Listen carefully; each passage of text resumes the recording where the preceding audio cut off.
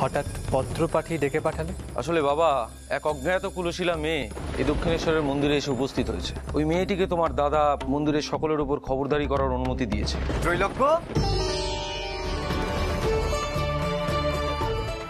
তুই এসেছিস, আমি সত্যি খুব খুশি হয়েছি, খুব খুশি হয়েছি। আমি বড় একা হয়ে গেছিলাম রে আমি এখানে।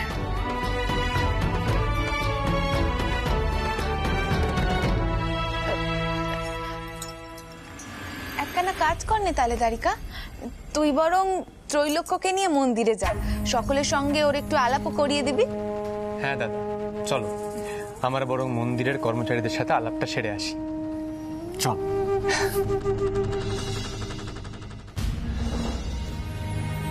শোন ত্রৈলোক্য, এই মন্দিরে কিন্তু সকলেই মা ভবতারিণীর সেবা করেন। বাবা মশাই কিন্তু কাউকে কর্মচারী মনে করতেন না, আর আমরা এই মন্দিরের সেবায়েত। দিদিমার ইষ্টিপত্রতেও ঠিক এমনটাই লেখা আছে।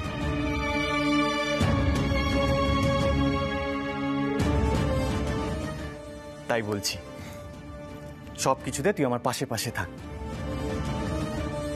বাবা মশাই ঠিক যেভাবে মন্দিরের সব দেখাশোনা করতেন, আমরাও ঠিক সেভাবেই কাজ করব।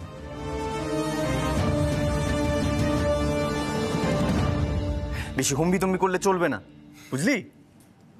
আমি মনে রাখবো দাদা তোমার কথা। এখন তো চলো মিশো বাবু। মাসিমণি, আসছি।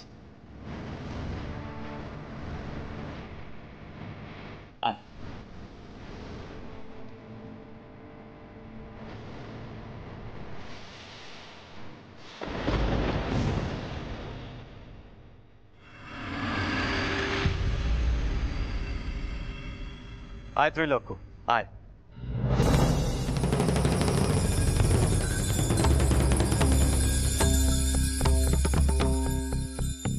এই হলো আমাদের দক্ষিণেশ্বরের মন্দির। আয় তোকে দেখাই, আয়। আরে এই তো হারান ঠাকুর, বদন ঠাকুর সকলেই এখানে রয়েছেন। আলাপ পরিচয় করিয়ে দিই।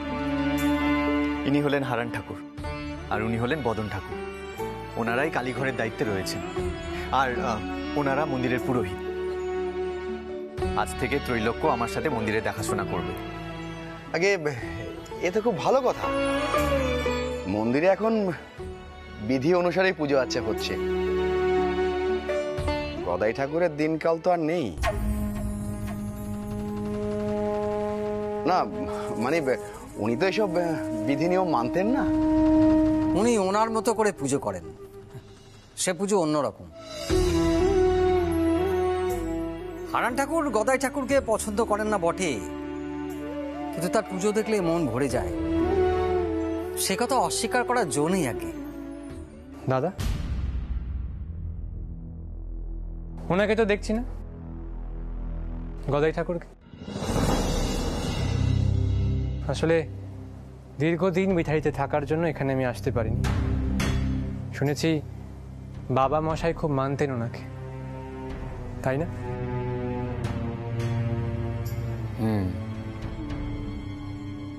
বাবা মশাই সত্যি ওনাকে খুব মানতেন, আমি ওনাকে খুব মানি। ছোট ঠাকুরের সাথে আর 5 জনের তুলনা হয় না হারান ঠাকুর।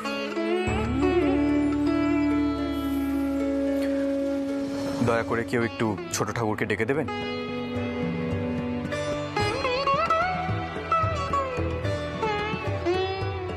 ত্রৈলোক্য, হ্যাঁ চল তোকে ভাড়ার ঘরটা দেখিয়ে আনি। জানিস, গঙ্গাঘাটের পাশ দিয়ে যে পথটা আছে, সেই পথ দিয়ে কিন্তু আমাদের ভোগের সামগ্রী, ফুল টুল এই সব এসে ভাড়ারেই জমা হয়। সে এক এলাহি কাণ্ড। এগুলো কে মিলিয়ে নেয়? ভান্ডারি? আর কজন কাজ করে ভান্ডারে? আছে কিছু কর্মচারী, তবে বিষ্ণুচরণই ভাড়ারের দায়িত্বে আছে। আর আছে ইন্দুমতি, মানে যে মেয়েটিকে মা মন্দিরে ঠাঁই দিয়েছে, সেই সব কিছুর ওপর নজর রাখে।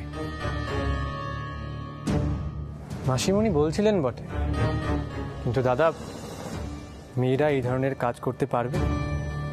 সাধারণত মেয়েরা এই ধরনের কাজ করে না। তুইও ত্রৈলোক্য, দিদিমার তৈরি এই মন্দিরে দাঁড়িয়ে মেয়েদেরকে অক্ষম মনে করছিস? আচ্ছা ভাবতো, বাবা মশাই যদি আজ বেঁচে থাকতেন তাহলে কি বলতেন? দুয়ারি বাবু, ওই তো ও দুয়ারি বাবু, হঠাৎ এমন জরুরি তলব, কোনো দোষ করলুম নাকি? হ্যাঁ না না ছোট ঠাকুর, ও হলো আমার ছোট ভাই ত্রৈলোক্য।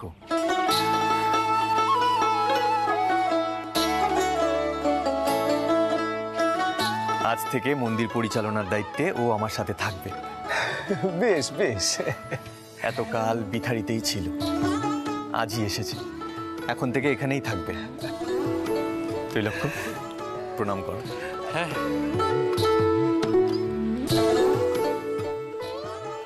থাক, বেঁচে থাকো, বেঁচে থাকো। জয় মা, জয় মা। ত্রৈলোক্য, পায়ে হাত দিলি না যে? কি বলছো দাদা? উনি ব্রাহ্মণ, ওনাকে কি আমরা স্পর্শ করতে পারি?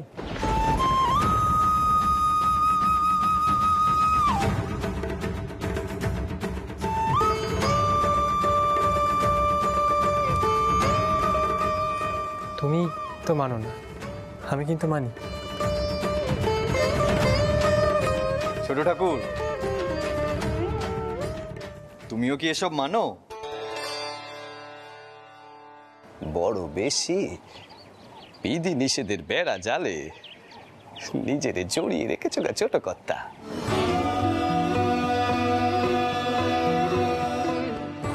সেজ বাবুর বেটা তুমি, মন কানারে প্রসারিত করবে দে। ক্ষমা করবেন ছোট ঠাকুর,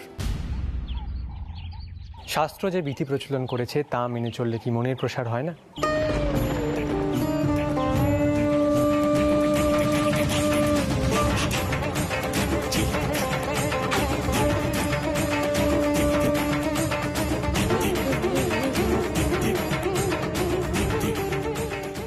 তাহলে শাস্ত্র বচন কি মিছে? বড় তার্কিক তোমার এই ছোট ভাই। বেশ বেশ, তা বেশ। তবে কি জানো, বিশ্বাসে মিলায় বস্তু, তর্কে বহু দূর।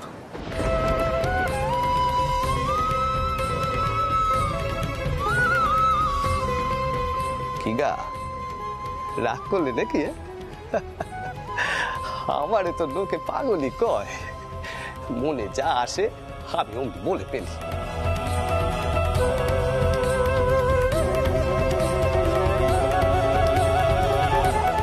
তেমনি মনে হলো তাই কইলুম। তা তুমি মন্দিরে এসো, বেশ করেছ। সেজ বাবুর বেটা যখন, তখন এই মন্দির দেখাশোনার কাজ তুমি খুব ভালো করে করতে পারবে। একা ও দুয়ারি বাবু, মন্দিরের বাকি সকলের সঙ্গে ওর পরিচয় করিয়ে দাও দেখিনি। আমি আসি গা, জব তপ আছে কিনা। আসি আসি। জয় মা, জয় মা। আচ্ছা ত্রৈলোক্য, সব বিষয়ে এত তর্ক করার কি প্রয়োজন তোর? আচ্ছা চল, আগে সেরেস্তায় যাই, ভান্ডার পরে দেখাবো। আয়।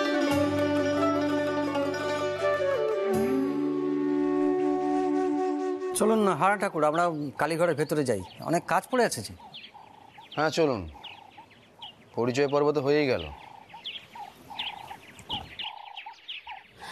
এসো গো মা, এসো।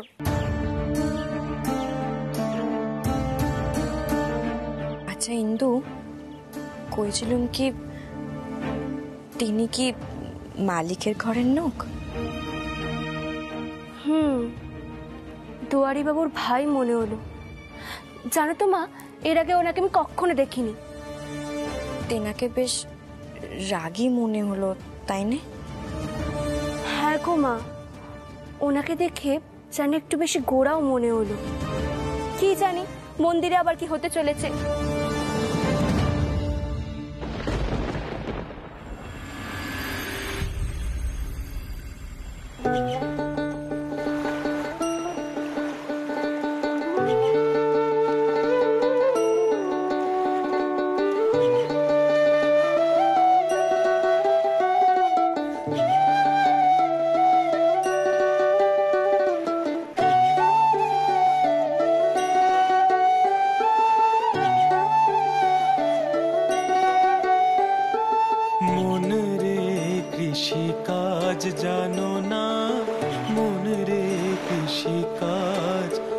জানো না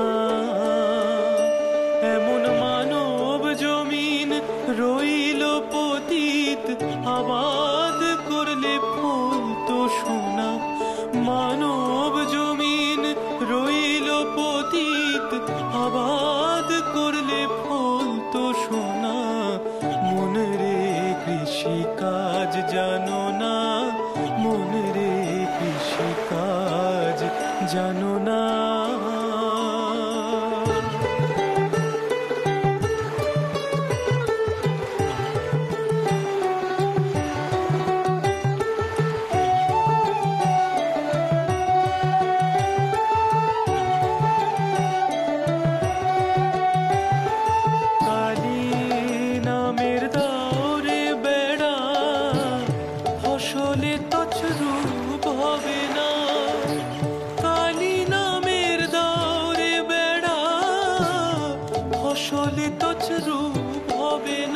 সে যে মুক্ত কিসের শক্ত বেড়া তার কাছেতে জম ঘেঁষে না মনে রে কৃষি কাজ জানো না মনে রে কৃষি কাজ জানো না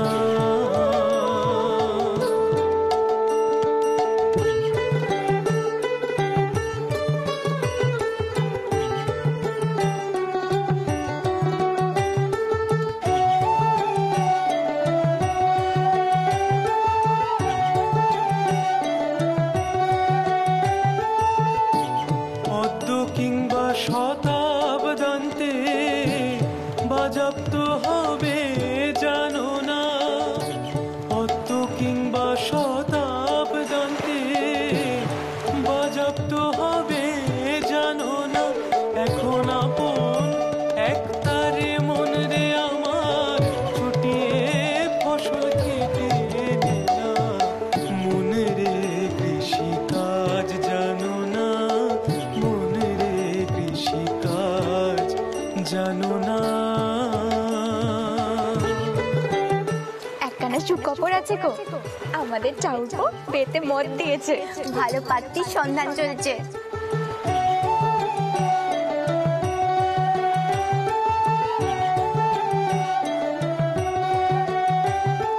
গুরু দত্ত বীজ রোপণ করে ভক্তি বাড়ি সেচে দেনা গুরু দত্ত বীজ রোপণ করে ভক্তি বাড়ি সেচে দেনা একা যদি না পারিস মন রামপ্রসাদকে সঙ্গে নে না একা যদি না পারিস মন রামপ্রসাদকে সঙ্গে নে না মনে রে কৃষি কাজ জানো না মনে রে কৃষি কাজ জানো না এমন মানব জমিন রইল পতিত আবাদ করলে ফল তো সোনা মনে রে কৃষি কাজ জানো না মনে রে কৃষি কাজ জানো না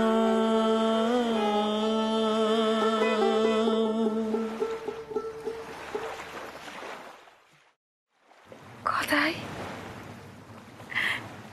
এমন নির্জনে বসে কতকাল তোর গান শুনিনি কতকাল হয়ে গেছে এখন তো আর তোকে একা পাওয়াই যায় না রে এখানে এসে থেকে দেখছি সবক্ষণ তোকে সবাই মিলে ঘিরে দৌড়ে রয়েছে মা ঠাউরেরও কিন্তু কম দোষ নয় গো দিদিমা কোনো মানুষে তাকে ঠাউর বলে দাঁড়ালেই হয় সে একেবারে তার সুখ দুঃখের কথা বসে বসে শুনতে থাকে এদিকে যে বেলা গড়িয়ে যাচ্ছে তার তো কোনো খেয়াল নেই আচ্ছা একখানা কথা বলো দেখিনি সবার বকবকানি শোনার কি তার খুব প্রয়োজন শোনো কথা মা এই তোর বকবকানি যে দিন রাতে শুনি তার বেলা তা আমি আর সকলে কি এক আমি যা কই তোমার ভালোর জন্য কই বুঝলে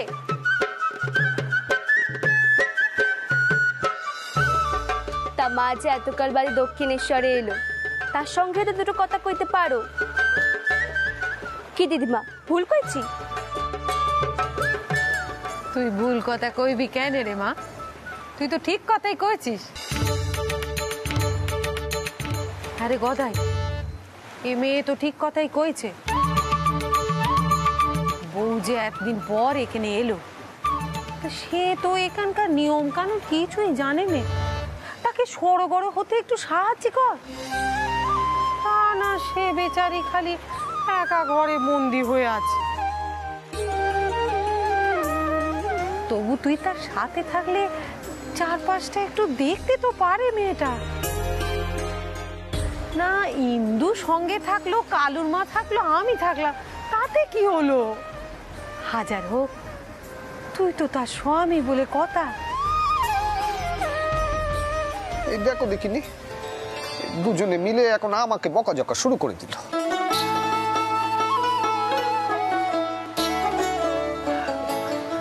হ্যাঁ, সেও তো ইন্দু দিদির সঙ্গে এখানে আসতে পারতো। কি রে, ও ইন্দু দিদি এলো না কেন সে? দেখেছো তো দিদিমা, পুরুষ মানুষেরা কি মেয়েদের যন্ত্রণা বোঝে?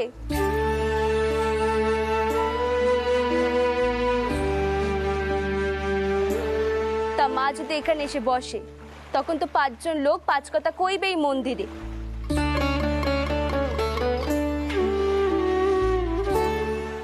কজনে ইন্দুর মতো হয়? আমাকে নিয়েও অনেকে অনেক কথা কয়, কিন্তু আমিও সব গায়ে মাখিনি। অনেক ঘা খেয়েছে, আমাকে এমন ধারা হতে হয়েছে গো।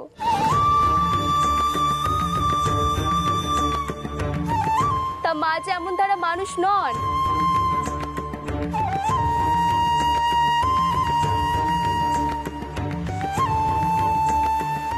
আরে মেয়ে, তুই আবার কি গা খেয়েছিস? হ্যাঁ, কর না আমাদের। সেসব শুনে কি করবে বলো দেখিনি দিদিমা?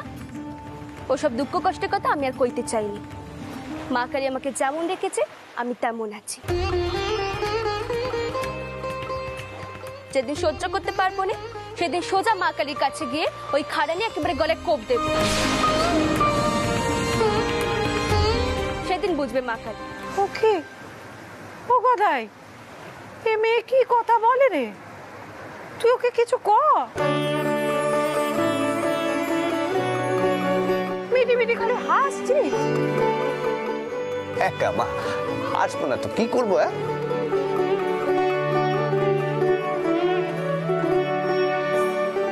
আমাদের এই ইন্দু দিদির মেজাজখানা একেবারে মা মমতারিনীর মতো। কিছু হলো কি না হলো একেবারে রেগে কায়।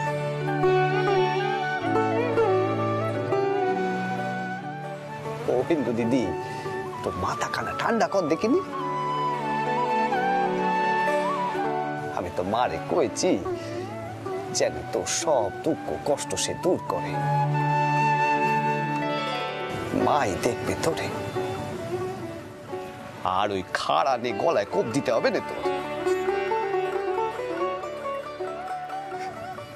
যা টুকটুকু একখান বর জুটবে তোর, তুই দেখিস।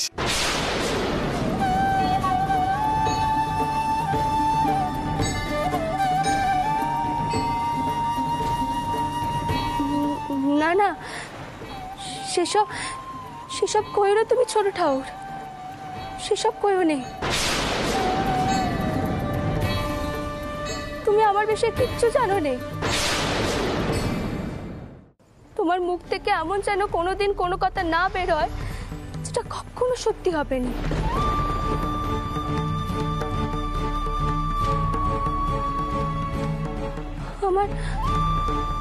আমার বিয়ে হতে পারেনি, কিছুতেই হতে পারেনি, কিছুতেই নয়। ও দিদি, এই যে মন্দিরের কর্ত্রী এখানে বসে আছেন, দ্বারিকা বাবু সেই কখন থেকে খুঁজছেন। বলি সেরেস্তা ঘরের দায়িত্ব তো ঘাড় পেতে নিলে, এখন পালাচ্ছ কেন? হ্যাঁ, কে পালিয়েছে? হ্যাঁ, দুদণ্ডকে ঠাউরের সাথে কথাও কইতে দেবে না। এখন তো দেখছি সবাই এই ইন্দুকেই পড়েছ। এবার যাও দেখে নি কি হলো, সরো। দেখলে ঠাকুর, দেখলে কি এমন কইলুম যে মেজাজে গিয়ে চলে গেল, যেন কতকাল মহারানী। ওরে বাবা, এখানে সব বিচিত্র লোকজন দেখছি। হ্যাঁ মা, সে যা কইছ, কত বিচিত্র সব লোকজন। আমার তো এখন চিনতে হচ্ছে ওই দুয়ারি বাবু ছোট বাইরে নেই, সে তো এই মন্দির দেখাশোনার কাজ করতে এসেছে। সে আবার নতুন কি গোল পাকায় কে জানে। সেজ বাবুর বেটা হলে কি হবে, দেখে তা মনে হয় নে।